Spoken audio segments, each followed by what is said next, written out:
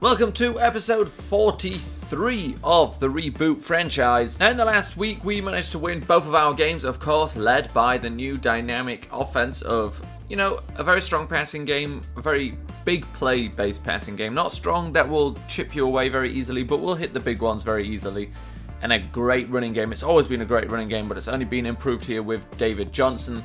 No need to talk about the team too much. We're going to be playing against the Buffalo Bills, so let's take a look at that team. So for the Bills, the quarterback is Tate Fowler. That is the man that comes from the Pittsburgh Steelers, who's won games against us in the past. But the quarterbacks here, they've got Tate Fowler, they've got Tyrod Taylor, and they've got Jared Goff. I don't know how they got Fowler. I think they would have had to trade for him. But it's crazy that they've got all these guys on one team, and also completely unnecessary. They've got Carrington Gritton, a second-year player, 87 overall, 91 speed at running back. Patrick DeMarco still at fullback for them. Then the wide receiver Sammy Watkins, Darian Ponder, a third-year player, Marvin Jones as well. So good group of receivers there and not bad speeds for all of them. The tight end, Austin Hooper, 93 overall, and Charles Clay, an 81. The left tackle, Cordy Glenn, and behind him, a guy called Long Benjamin. Quite a ridiculous name, but still, let's keep going with that.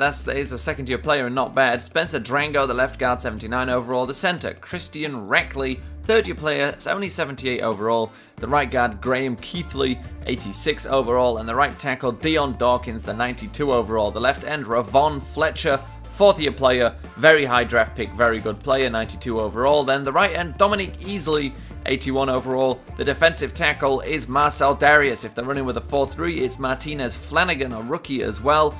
The left outside linebacker, Gerald Hodges Jr., 83 overall. The middle linebacker, Preston Brown, a 91 overall on him. And Ben Heaney, if they're running a 3-4, at a 77 overall. Right outside linebacker, Duke Riley, 86 overall. The cornerbacks, Ronald Darby at a 99 overall.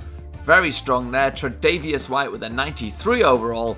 Then it goes down to Sherrod Stokes, who looks like a lineman but is a cornerback and's got a 75 overall. The free safety, Joseph Watkins, only an 80 overall for a fourth-year player. Not too great, but not too bad. And then the strong safety, Eric Reed, an 84 overall. And those are the Buffalo Bills. So really, I don't want to say anything else apart from let's just get into this game. We're on a streak right now. We're going to keep trying to be a better, more prolific offense. We're doing okay, but we're not doing great. We're about middle of the table right now in terms of offensive ranking. We need to be better than that, and that's what we'll try and do against these Bills. So here we go, we're getting right into the game, and Carrington Gritton starts with a run here. A nice cutback to the inside, finally tackled by Keywan Hardwick, and on the next play they go back to him, but it's not working out there for them, and this sets up 3rd and 1, a chance to get him off the field. Unfortunately, they complete that pass and get the first down, and now they're running for it again, but this time they get stopped. Looked like a potential face mask, but it doesn't get called, and we stop them. And here now, David Johnson, you see him, loses on that first attempt, but comes back, tries to make it happen again. That's some great fighting from him, but we end up getting a first down here on 2nd and 11 with Max Kimrin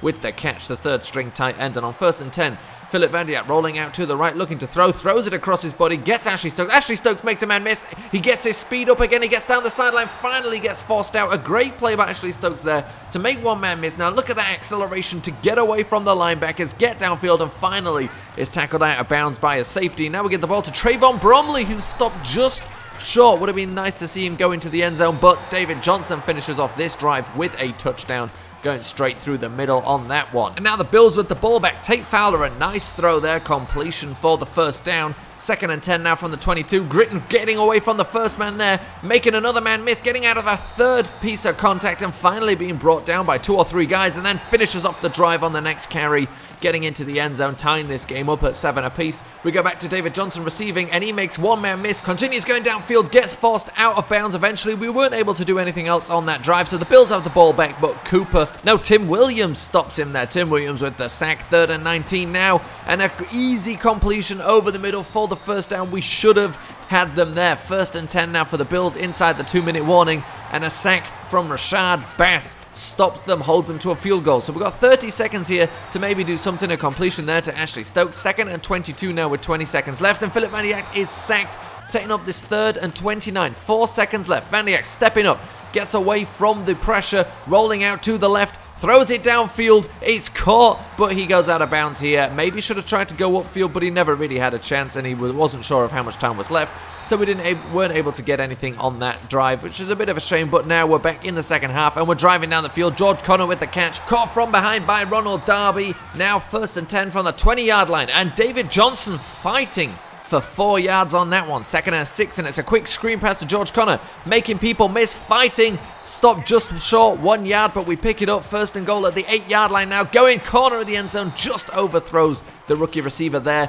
and then goes to David Johnson, who takes it into the end zone for his 2nd rushing touchdown of the day. The score now 14-10. The Bills with the ball. Tate Fowler again, finding an open receiver. They're finding a lot of space right now on these routes across the field. 2nd and 10, sacked by Cooper. Bernard Cooper with his first sack in this game. 1st and 10 now for our offense, and that's just a bad read. That cornerback wasn't ever really playing the flat, but he thought he was, so he throws it up a bit higher and he gets picked off. And now the Bills have the ball back, going for a screen here to Gritton on 3rd and 6. Does absolutely nothing for them. They just lose yards. 1st and 10 from the 17 now, going to that corner route again with Ashley Stokes, and Ashley Stokes has got a chance here, and he's just going to turn on the burners and run away from the safety. Ashley Stokes for the touchdown. No trouble whatsoever for him. 1st and 10 now from the 25-yard line.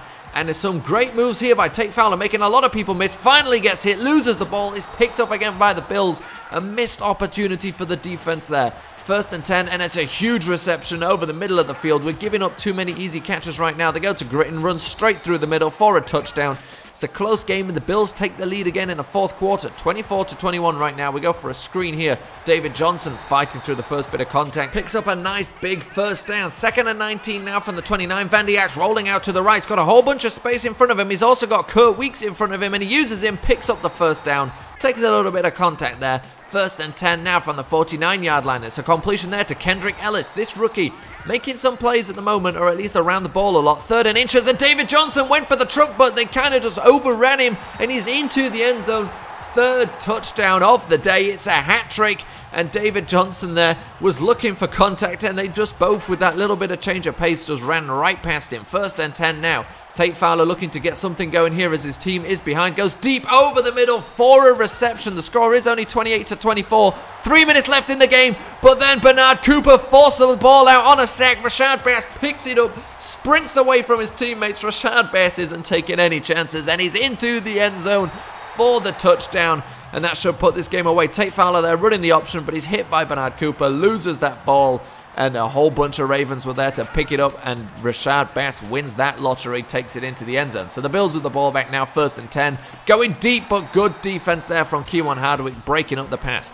1st and 10 from the 49-yard line now. 1 minute 30 left in this game. Tate Fowler going to the sideline, gets the reception. 2nd and 10 now. Just over 1 minute left in this game. Fowler just running around, throwing that ridiculously. It's a completion. 3rd and goal now from the 7-yard line. It's a quick pass down the seam. We had troubles with this one the last time, and they get it. They go for the 2-point conversion. Not going to get that there. The score 35-30. We'll let Trayvon Bromley run out the clock, and we will win this game here against the Bills. At a couple of points in that game, it looked like it could be close. The final score ended up looking close, but actually with that defensive touchdown, we pretty much settled the whole thing. So let's take a look at the stats of this game, because we did pretty well. Philip Van Dijk did throw an interception, but apart from that, he threw 81% completion percentage, 273 yards. Not bad. Rushing, David Johnson, 79 yards on 11 carries. That's 7.1 yards per carry and 3 touchdowns to go on top of that. Trayvon Bromley, 4 for 31.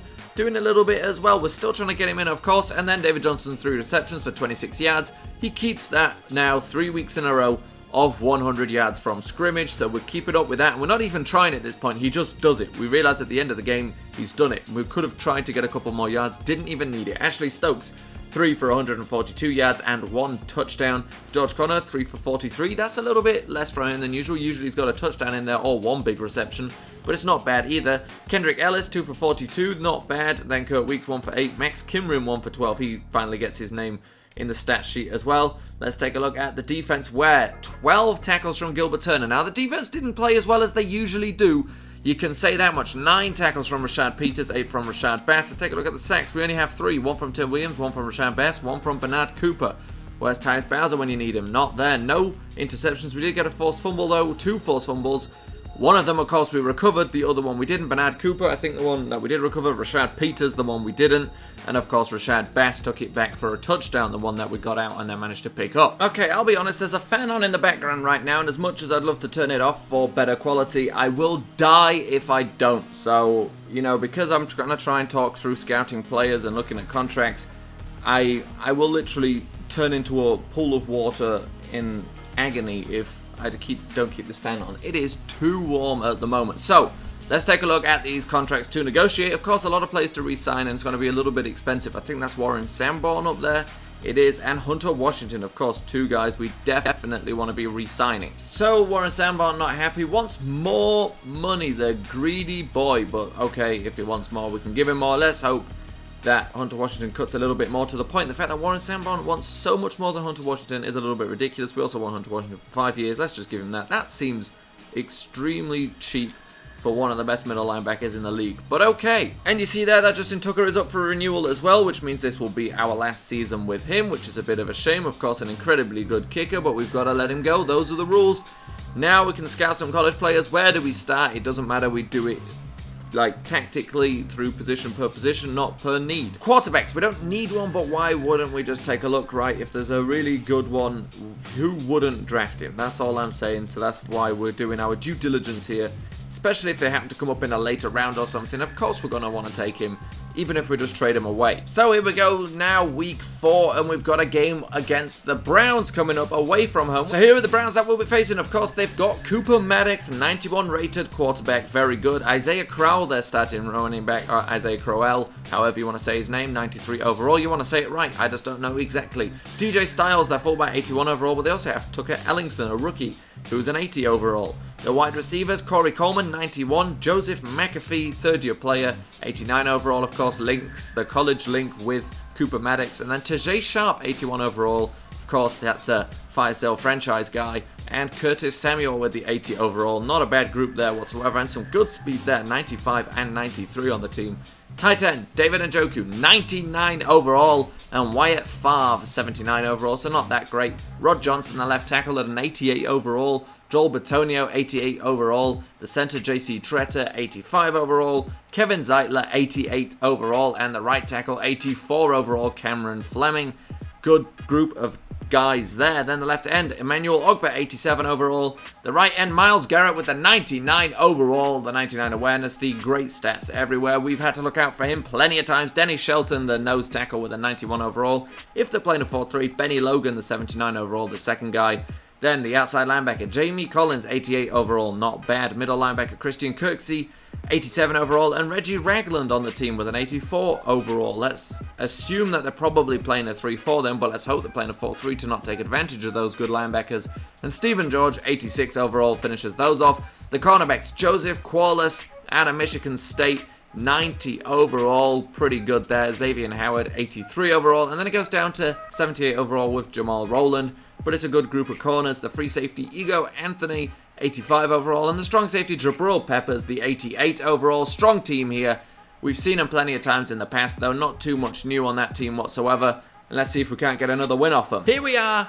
Cleveland Browns, Baltimore Ravens, Sunday primetime, First Energy Stadium. Big game here. Always a divisional game is always a big game. And on 1st and 10, they go for play action here. One of the few teams to not start with the run. And Cooper Maddox there is sacked by Bernard Cooper, who's had a great game last game and starts strong here with the sack on the first play. But they go over the middle on 3rd and 6 and they get the first down here. Cooper Maddox now running around in the pocket, gets out of the pocket, escapes for a couple of yards, but it was 3rd and 13, so we get the ball back. And then we go to David Johnson, of course we do, who just runs through contact, makes people miss, so elusive, so good as well at just, you know, picking up those little extra yards. Now 3rd and 17, though, we're going to need a little bit more than just a couple of extra yards, and Kurt Weeks gets those for us, gets the first down. So now 3rd and 15, we got one before. Kurt Weeks can't do it again. It was asking a lot of him with that throw. So the Browns have the ball back here. 3rd and 3. Cooper Maddox rolling out to the right. Hunter Washington is there, gets a sack. They will get a field goal here. Worth pointing out, we've had a possession now, of course. So 3rd and 2. They get another reception here to Corey Coleman. They've got a chance to get another score here after we haven't been able to do anything on offense. A completion there, but Keywan Hardwick forces that ball out with a huge hit. It's recovered by Tyus Bowser. Let's take another look at that. Keywan Hardwick with just the absolute thump on David Njoku. Forces that ball out. It just lies there. Now 3rd and 10. A quick pass here who just gets it out in time to George Connor, but he cannot pick up the first down, and we're just not doing anything on offense right now. 1st and 10 for the Browns now at the 49-yard line, and it is a sack by Hunter Washington. 3rd and 5, 1 minute left in this game, and it's another sack. Hunter Washington has 3 on the day already, and now we're in the second half. George Connor there with a completion and the first down. 1st and 10 from the 45. Van Dyke gets that one out just in time to Ashley Stokes, who manages to keep a hold of it and keep getting a couple more yards. Now 2nd and 9 from the 30, and Van Dyke is sacked. Hit from behind. It's Myles Garrett coming through for his 2nd sack of the day. 1st and 10 going down the seam there to Kendrick Ellis. I do believe this is a completely different drive. It's hard to keep track when we are achieving absolutely nothing, but now Philip Van Dyke with a whole bunch of space, running away from everyone, gets hit from the blind side there a little bit, looking left for all those defenders, and the cornerback comes from behind. And on 3rd and 10 we go for a screen to Tariq Cohen. Tariq Cohen picks up that first down, just gets there in time, and on 1st and 10 we go to David Johnson, who gets stopped short, tackled at the 2-yard line. 3rd and 2. We're going back to David Johnson here on a screen, but the guys weren't picked up. David Johnson can't fight into the end zone. We have to settle for 3 points. And now with 7 minutes left in this game, Isaiah Crowell taking the ball down the field over the 50-yard line, forced out of bounds by Rashad Peters. And on 3rd and 7 here for the Browns, Cooper Maddox is running for it, but slides, doesn't get the first down. And now we've got a chance to go downfield, but we actually don't do much more than this, and we go into overtime, and the Browns begin with the ball, and they're driving downfield now, but they get stopped there by Tim Williams. 2nd and 15 now. They go for a screen here, but Keywan Hardwick was all over that one, sniffed that one out immediately. So 3rd and 17. We've not been great on this down so far, and we're letting Cooper Maddox run all over us. Cooper Maddox now taking it upfield, getting that first down. We should have never let him do that. We shut down these options, but he still ran it himself, and he gets stopped here on 3rd and 7. So the Cleveland Browns will be going for a field goal here, which they get. But of course, we get a possession, as everybody knows the rule. No, we don't. What has happened here? We lose the game. Okay, you know what? I don't even want to take a look at anything right now because the game has literally just cheated us. How can Madden 18 not know NFL rules? Like, honestly, I don't understand how it can do this wrong. The Browns had the first possession, therefore if they go down and score a field goal, we get a possession and we get to go down the field ourselves. If they score a touchdown, game over. If they get a field goal, we get the ball back, and Madden messes it up. Of course, I was happy to allow them to get the field goal. We were playing somewhat safer because we get the ball back. Doesn't happen there. I don't even want it. I don't see the point. What is the point when a game that is, oh my, there's Philip Van Dyke's stats. There's David Johnson's stats. You know, I don't want to. I don't care. I don't care when a game just, it's not even cheating us out of the win, whatever, but it's when it's just wrong, when it's broken. How can it be? There's all the stats. I'm done for this episode. So like, I'm not doing any more talking. It's done. Forget Madden sometimes, honestly. However, I do believe you shouldn't end things on a negative note. Yes, it's annoying that Madden apparently doesn't know the rules, and yes, this video is late. You will see why when you first see any video with my face in it, and then you will understand why it took me a little while to get this one out. But for now, thank you for watching this episode. I'm sorry that it ended on a sour note like that, but thank you again for watching and sticking with it, and next week we'll be back to winning and not being ruined by Madden's own special set of rules for the NFL that they made up themselves.